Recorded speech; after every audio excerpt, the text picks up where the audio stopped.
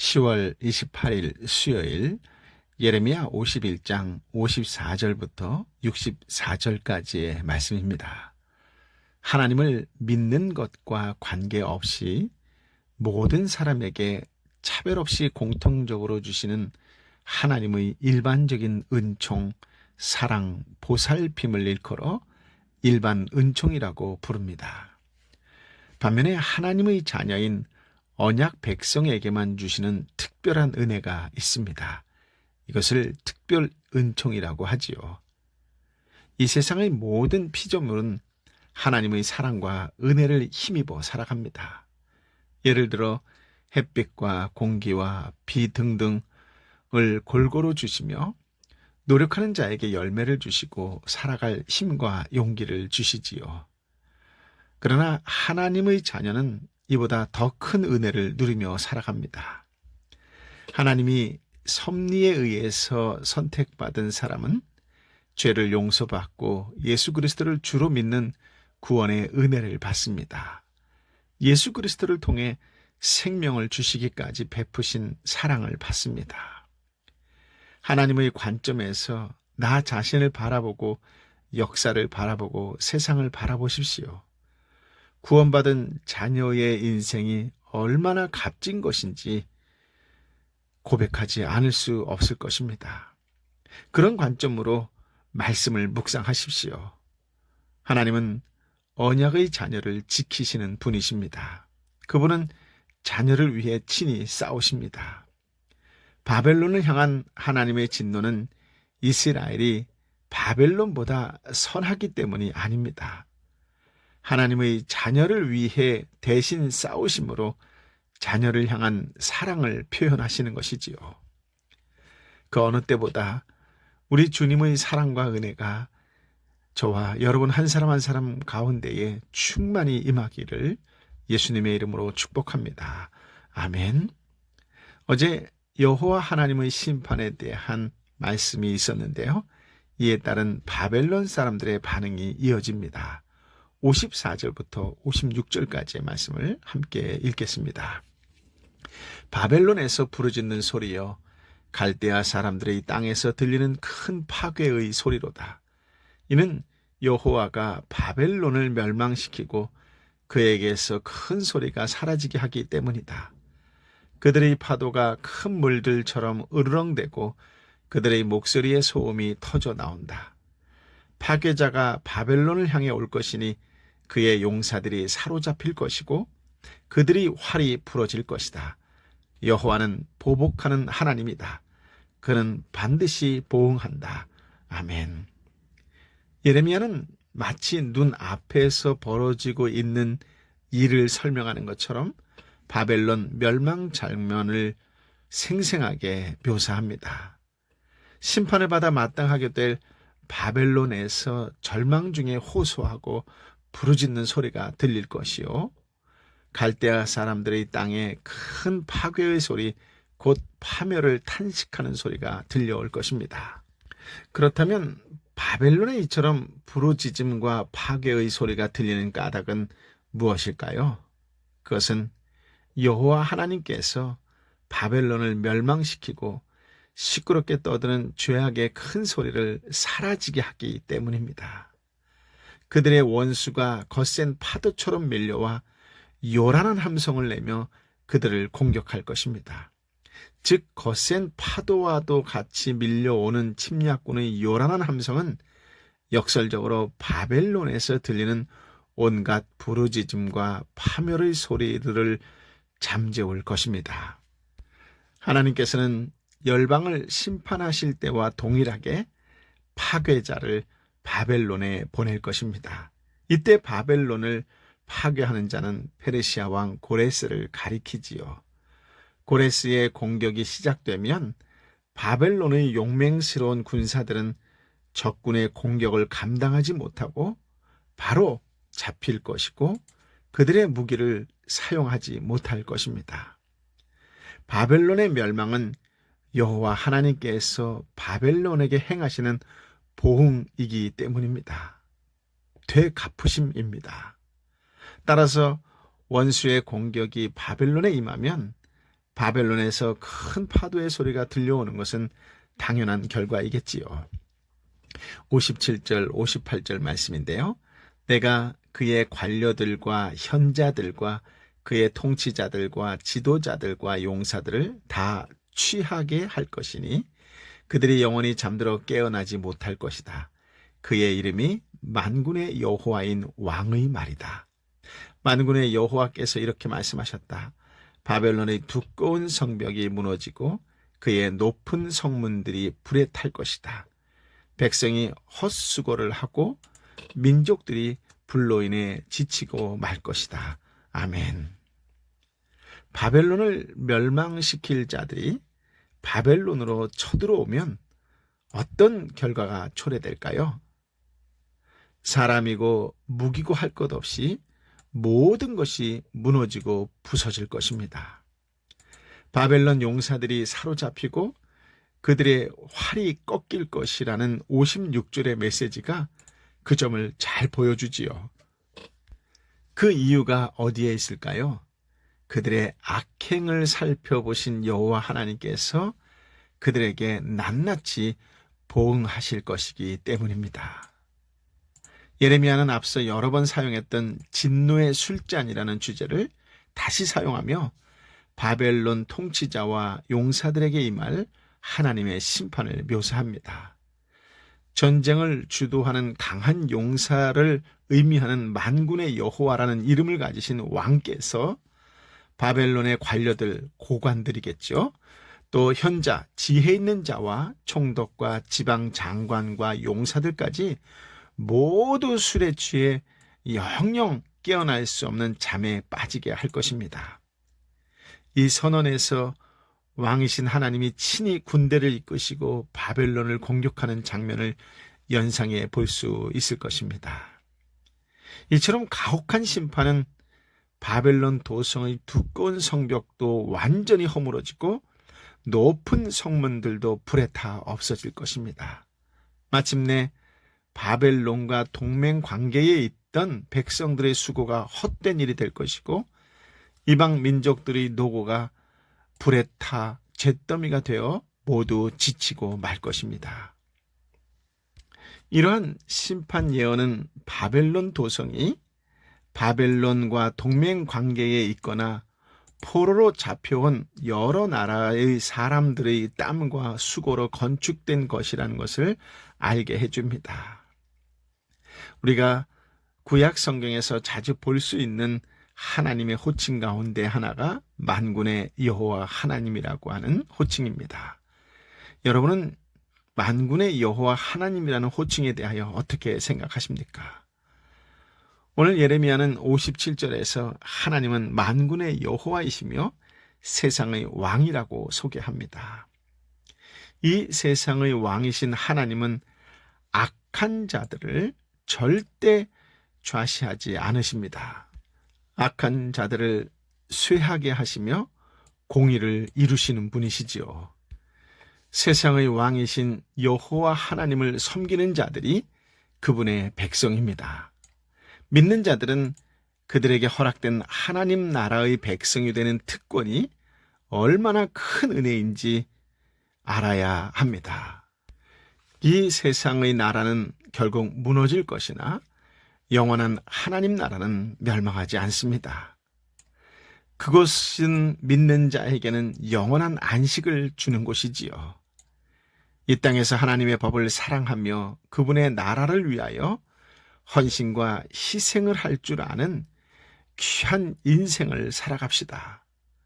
성도에게 주신 약속의 나라를 소망하며 이 땅에서 사는 날 동안 하나님의 기쁨이 되고 이웃을 미소 짓게 하는 축복과 은혜와 구원의 통로로 살아가시기를 예수님의 이름으로 축복합니다. 아멘. 이제 50장 1절부터 시작된 바벨론의 멸망에 대한 선언이 바벨론의 영원한 멸망에 대한 확언과 함께 최종적으로 마무리됩니다. 59절부터 64절까지의 말씀인데요. 함께 읽겠습니다. 유다왕 시드기야의 통치 4년에 마세야의 손자 네리야의 아들 왕의 수행관 스라야가 함께 바벨론으로 갈 때 예레미야가 그에게 준 말입니다. 예레미야는 바벨론에 올 모든 재앙들을 한 권에 써 놓았는데 그것은 바벨론에 대해 기록된 모든 말씀들입니다. 예레미야가 스라야에게 말했다. 너가 바벨론에 도착하면 명심해 이 모든 말씀을 읽어라. 그리고 나서 여호와여 이곳을 멸망시켜 사람이나 동물이나 그 안에 살지 않게 되고 영원히 황폐하게 될 것이라고 주께서 이곳에 대해 말씀하셨습니다. 라고 너는 말하여라. 너가 이 책을 다 읽은 다음에는 그것에 돌을 묶어서 유프라테스 강 속으로 던져라. 그리고 이렇게 말하여라. 내가 바벨론에 내릴 재앙으로 인해 바벨론이 이렇게 가라앉아 다시는 올라오지 못할 것이니 그들이 지치게 될 것이다. 예레미야의 말이 여기서 끝났다. 아멘. 이제 51장의 마지막 단락에서는 바벨론의 멸망과 관련된 여호와 하나님의 말씀이 세 가지 형태로 주어졌음을 보여줍니다. 첫 번째 말씀은 예레미야가 책에 기록한 모든 말씀을 가리키며 두 번째 말씀은 스라야에게 임한 말씀을 가리킵니다. 그 말씀에는 예레미야가 기록한 책을 돌에 묶어 유프라테스 강 속에 던지는 상징적 행동까지 포함합니다. 상징적 행동 역시 여호와 하나님의 말씀으로 나타나는 경우가 우리가 이미 본 13장, 19장, 27장, 28장 등에서도 발견됩니다. 세 번째 말씀은 예레미야가 64절에서 선포하는 여호와 하나님의 심판 메시지입니다. 먼저 59절을 보면 여호와 하나님의 말씀이 이처럼 세 가지 상이한 형태로 다양하게 주어진 당시의 역사적 배경을 잘 설명해주고 있습니다. 마세야의 손자 네리야의 아들 스라야라고 소개하지요. 그 스라야는 남왕국 유다의 마지막 왕 시드기야 제4년에 왕과 함께 조공을 바치기 위해 바벨론으로 가려던 때였습니다. 예레미야의 서기관 역할을 하던 바룩 역시 32장 12절에 보면 마세야의 손자 네레야의 아들로 소개되는 것을 확인해 볼 수 있습니다. 이것으로 보아 바룩과 스라야는 형제지간이 아니었을까 그렇게 추정합니다. 예레미야는 이제껏 바벨론에 임한 심판과 파멸에 관해 선포한 모든 말씀을 한 권의 책에 기록한 후 스라야에게 세 가지를 명합니다. 첫째, 그가 시드기야 왕과 함께 바벨론 도성으로 가거든 예레미야가 선포하고 기록한 모든 말씀을 바벨론에서 포로 생활을 하고 있는 유다 백성 앞에서 읽어야 한다는 것입니다. 공적 낭독 행위라고 할 수 있겠는데요. 이것은 일종의 상징적 행동에 해당하는 것으로 그 책에 기록되어 있는 여호와 하나님의 바벨론 심판이 이미 실질적으로 시작되었음을 의미하는 것이지요. 그 말씀의 완성이 완전히 성취될 때까지는 아직도 많은 세월이 필요합니다. 둘째, 스라야는 여호와께서 바벨론 땅을 멸하심으로 사람이나 짐승이나 어떤 생명체도 살지 못하게 하시고 영원한 폐허가 되게 하실 것이라는 메시지를 전달해야 합니다. 셋째는 스라야는 예레미야가 기록한 책을 다 낭독한 후에 그 책에 돌을 매달아 유프라테스 강물 속으로 던지는 상징적 행동을 취해야 합니다. 이것은 여호와 하나님께서 내리시는 재앙 때문에 바벨론도 그 책처럼 가라앉아 다시는 떠오르지 못하고 망할 것임을 의미하는 것입니다. 스라야는 그러한 상징적 행동을 취한 후에 여호와 하나님의 재난으로 바벨론이 완전히 몰락해 다시는 일어서지 못할 것을 선포하라는 명을 받았습니다. 예레미야의 공식적인 예언 메시지는 여기서 끝을 맺습니다. 그렇습니다. 하나님의 백성은 말씀을 받은 자입니다. 말씀을 받은 자는 소명이 있습니다. 반면에 말씀을 받지 않은 자는 돌에 묶여 가라앉는 책처럼 멸망이 있을 뿐입니다. 하나님의 말씀을 받은 소명의 사람은 인생을 변화시키는 말씀의 능력 가운데 성장하고 성숙된 삶으로 성령의 열매를 맺습니다. 믿는 자에게 주시는 특별한 은총이지요. 하나님의 백성은 어찌 보면 겉모습에서 불신자와 다를 것이 없어 보일 수도 있습니다. 그러나 분명한 것은 신분의 차이가 존재한다라고 하는 것입니다. 그들이 누리는 영적 보화는 질적으로 다릅니다. 하나님 나라의 소속이며 영생을 가지고 있습니다. 무엇보다 하나님의 권능이 함께하고 있다라고 하는 것이죠. 하나님의 백성됨의 특별한 은혜에 감사하며 어디서든 어떤 상황에서든 당당하게 살아가시기를 예수님의 이름으로 축복합니다. 아멘. 아버지 하나님, 참으로 귀하고 복된 생명의 말씀을 허락하여 주시니 감사합니다. 말씀을 통하여 우리가 하나님의 백성이라고 하는 것이, 나는 하나님의 딸, 하나님의 아들이라고 하는 것이 얼마나 놀랍고 크게 큰 은혜인지를, 은총인지를 깨닫게 하여 주시니 감사합니다. 이 땅에 살면서 억울하고 또 복수하고 싶은 마음이 있었을 때가 있었고, 용서하고 싶지 않을 때가, 용납하고 싶지 않을 때가 있었는데, 그 모든 것을 대신 보응하시는 하나님이 계신다는 것을 믿게 하여 주옵소서. 그래서 내가 그 일로 나의 힘을, 에너지를 낭비하지 않는 그런 지혜로운 하나님의 딸, 하나님의 아들 되게 하여 주옵소서. 오직 하나님 품 안에서 평안을 누리며 그리스도 안에서 은혜를 누리는 믿음의 사람으로 살아갈 수 있는 다시 한번 은총을 베풀어 주시옵소서. 하나님은 세상의 악을 반드시 제거하실 것이라고 하는 것을 믿음으로 바라보며 또 믿음으로 받으며 세상을 부러워하거나 세상을 쫓아가는 어리석은 자가 아니라 말씀에 따라 순종하며 말씀에 따라 힘입어 살아가는, 말씀이 변화시키는 것에 순종하는 참된 그리스도인의 한 사람으로 살아가는 하나님의 사람, 성령의 사람, 예수님의 사람이 되게 하여 주옵소서.